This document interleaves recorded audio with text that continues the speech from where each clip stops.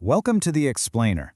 Today, we're zeroing in on a very specific and honestly incredibly frustrating issue. If you're watching this, you know exactly what I'm talking about, right? It's that deep, agonizing ache right between your shoulder blades. It literally feels like X marks the spot for this massive knot that's just moved in permanently, refuses to pay rent, and absolutely will not leave no matter what you do. It just throws off your entire day. Well, today we're going to break down exactly how to fix this rhomboid pain permanently by looking at the actual mechanical science of your body. Okay, let's dive into this, because this specific question right here is where almost everyone gets stuck. You've got pain there, so naturally, you try to target the muscles. You rub it, you blast it with a massage gun, maybe you lean awkwardly against a tennis ball on the wall. We've all been there. But listen, if you're rubbing that knot and you're still in pain days later, it's because chasing the pain with a massage is completely missing the underlying mechanical issue. You're just targeting the symptom, not the source. So here's our game plan for this explainer. First, we'll uncover the true root cause. Second, testing your mobility. Third, unlocking spinal extension. Fourth, restoring rotational movement. And finally, number 5, strengthening for permanent relief. We're going to take you on a clear protocol from diagnosing the pain right on your floor to armor plating your back in the gym. Let's hit step 1. All right, section 1, the true root cause, and exactly why that massage just isn't working for you. This right here perfectly illustrates the massive paradigm shift we need to make. On one side, we have the symptom, those locked up rhomboid muscles. That's the part you actually feel.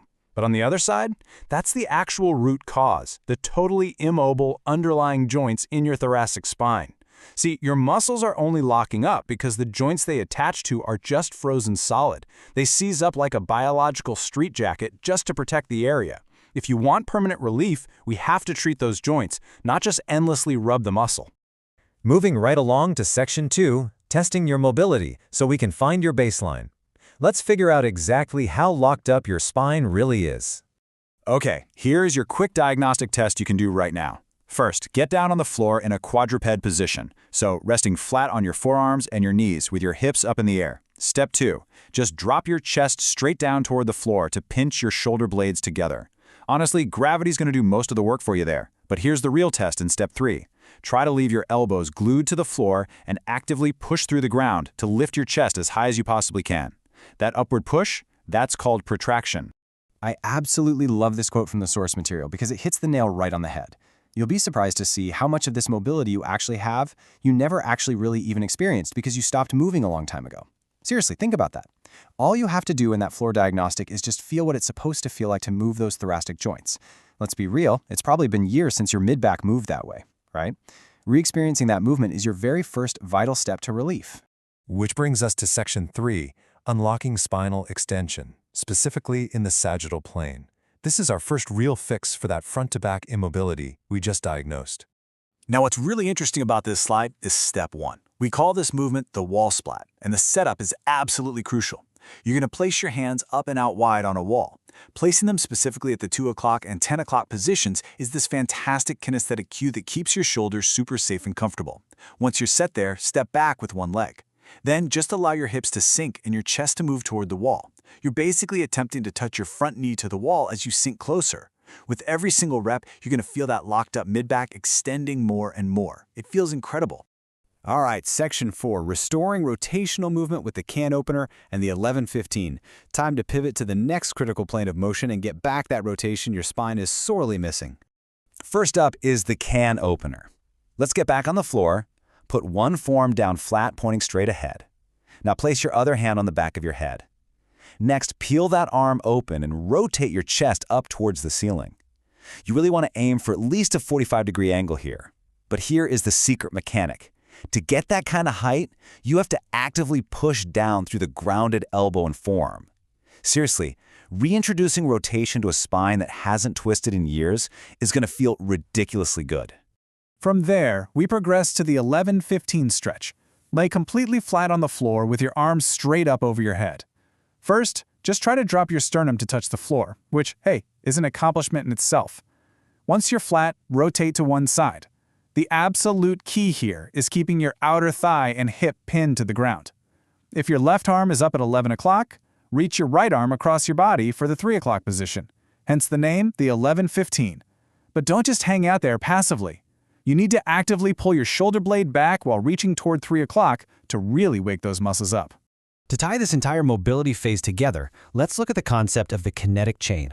Basically, this is the interconnected system from your feet all the way to your fingertips working seamlessly together. With all your newfound extension and rotation, a fantastic follow-up is the bridge and reach over exercise. By bridging your hips up while simultaneously reaching across your body, you're literally forcing your glutes to participate. You are perfectly linking the lower body, the spine, and the shoulders into one fluid, healthy kinetic chain. It's like a giant puzzle coming together. And that brings us to our final and honestly most crucial section, Section 5, Strengthening for Permanent Relief, or as we like to call it, armor plating. This is where we lock in all that newly unlocked mobility so the pain never returns. Here is a zero-equipment strength builder you can literally do anywhere. Step 1. Lay flat on your stomach with your arms back overhead. Step 2. Lift your chest off the ground. Step 3. Slowly slide your hands back alongside your body. Now, getting your chest off the ground here definitely uses your lower back, but mechanically, that perfectly facilitates the exact thoracic extension we've been fighting for all along. However, the real magic of this strength builder relies entirely on Step 4. So the crucial point is, exactly 1 inch. That is the exact height your hands must be hovered off the ground as you slide them down alongside your body. They cannot touch the floor to cheat and push your chest up. No way. By keeping them hovered just 1 single inch off the floor, you're forcing all those tiny, stabilizing muscles in your mid-back to do the heavy lifting of keeping you in this extended position. It's tougher than it looks, for sure. Now, if you train at a gym and want to take this to the absolute next level, use a cable machine. Grab the left cable with your right hand and the right cable with your left hand, basically crossing the cables over. Step 2 is really fascinating. You intentionally round out your thoracic spine at the start. It's kind of the exact opposite of what we've been doing, but it pre-stretches the area perfectly. Then you pull your hands close to your chest, extend powerfully through the lumbar spine, and drive those elbows tightly behind your body. That powerful extended pull hits the target area effectively like nothing else. And you know what the best part is? It doesn't take hours to see permanent results. Here is the exact minimal prescription required to armor plate your back. We're talking just 2 to 3 sets per session, 10 to 12 high-quality controlled repetitions, and you really only need to do this 2 to 3 times a week. Whether you're on the floor at home or using those crossed cables at the gym, this tiny time investment guarantees the area stays strong and the pain stays away for good. I want to leave you with this definitive thought from our source. When it comes to keeping that pain away, strength is always going to be part of the equation.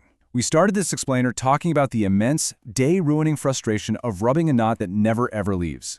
Well, you now have the exact blueprint to unlock the frozen joints causing the problem and the absolute best strength protocol to secure them. So what does this all mean for you? The real question is, are you going to keep wasting your time endlessly rubbing the symptoms, or are you finally ready to start strengthening the cure?